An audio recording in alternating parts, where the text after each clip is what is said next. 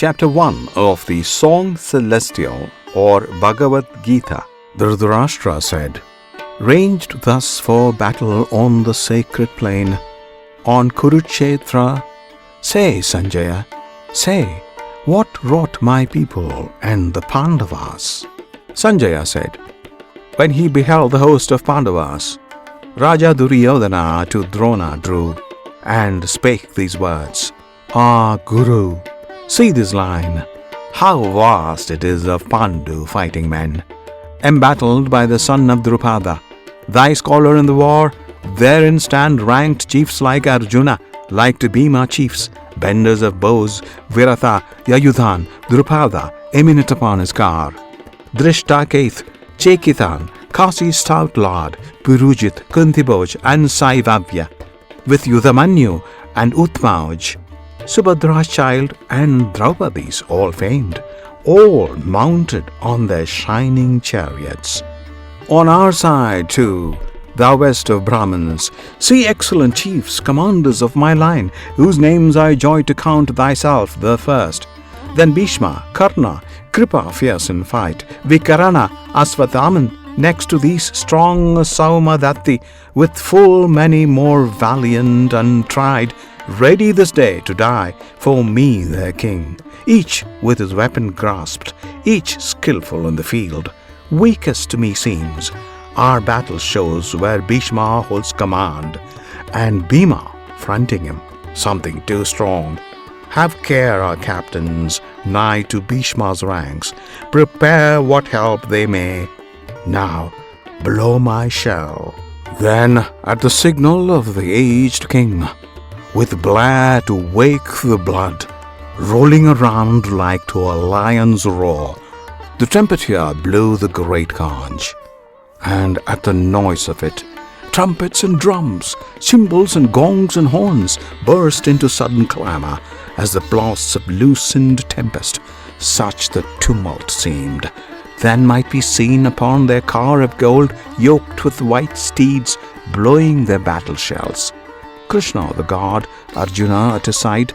Krishna with knotted locks blew his great conch carved of the giant's bone. Arjuna blew Indira's loud gift. Bhima the terrible, wolf-bellied Bhima blew a long reed conch, and Yudhishthira, Kunti's blameless son, winded a mighty shell, victory's voice, and Nakula blew shrill upon his conch, named the sweet-sounding.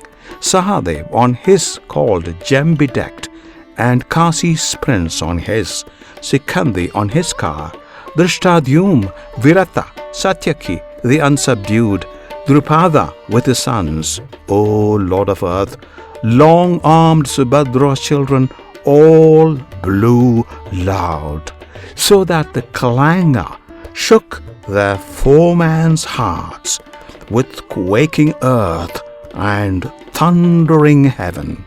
Then it was, beholding Dhritarashtra's battle set, weapons unsheathing, bows drawn forth, the war instant to break, Arjuna, whose ensign badge was Hanuman the monkey, spake this thing to Krishna the divinest charioteer, drive, dauntless one, to yonder open ground betwixt the armies. I would see more nigh these who will fight with us. Those we must slay today in war's arbitrament, for sure on bloodshed all are bent who throng this plain, obeying Dhritarashtra's sinful son. Thus by Arjuna prayed, O Bharata, between the hosts that heavenly charioteer drove the bright car, reining its milk-white steeds where Bhishma led, and Drona and their lords. See, spake he to Arjuna, where they stand, thy kindred of the Kurus, and the prince marked on each hand the kinsmen of his house, grandsires and sires, uncles and brothers and sons, cousins and sons-in-law and nephews, mixed with friends and honored elders, some this side, some that side ranged, and seeing those opposed, such kith grown enemies, Arjuna's heart melted with pity while he uttered this.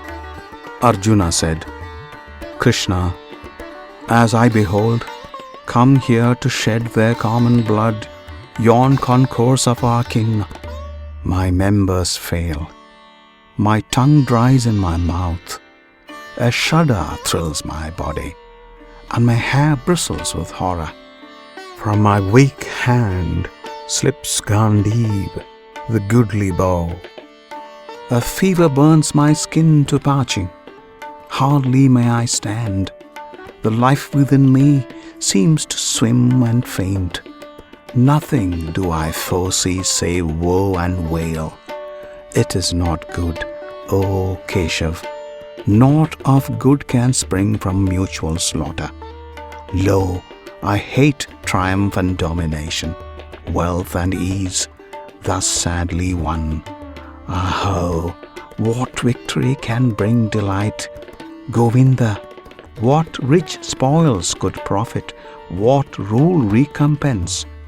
What span of life itself seems sweet, bought with such blood?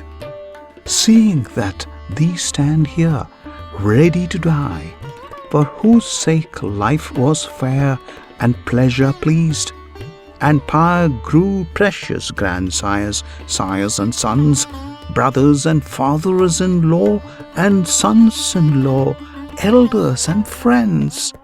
Shall I deal death on these, even though they seek to slay us? Not one blow, O Madhusudan, will I strike to gain the rule of all three worlds. Then how much less to seize an earthly kingdom? Killing these must breed but anguish. Krishna, if they be guilty, we shall grow guilty by their deaths. Their sins will light on us. If we shall slay those sons of Dhritarashtra and our kin, what peace could come of that, O Madhava? For if indeed, blinded by lust and wrath, these cannot see or will not see the sin of kingly lines overthrown and kinsmen slain, how shall not we who see shun such a crime, we who perceive the guilt and feel the shame? O thou delight of men, Janardana, by overthrow of houses perisheth their sweet continuous household piety, and rites neglected, piety extinct, enters impiety upon that home. Its women grow unwomened, whence there spring mad passions, and the mingling up of castes, sending a hellward road that family, and whose wrought its doom by wicked wrath, nay, and the souls of honored ancestors fall from the place of peace, being bereft of funeral cakes and the worn death water. So teach our holy hymns. Thus, if we slay kinsfolk and friends for love of earthly power, Ahovath, what an evil fault it were. Better, I deem it, if my kinsmen strike, to face them weaponless, and bare my breast to shaft and spear, than answer blow with blow. So speaking, in the face of those two hosts, Arjuna sank upon his chariot seat, and let fall bow and arrows, sick at heart. Here endeth Chapter 1 of the Bhagavad Gita, entitled Arjun Vishad, or the Book of the Distress of Arjuna. End of Chapter 1.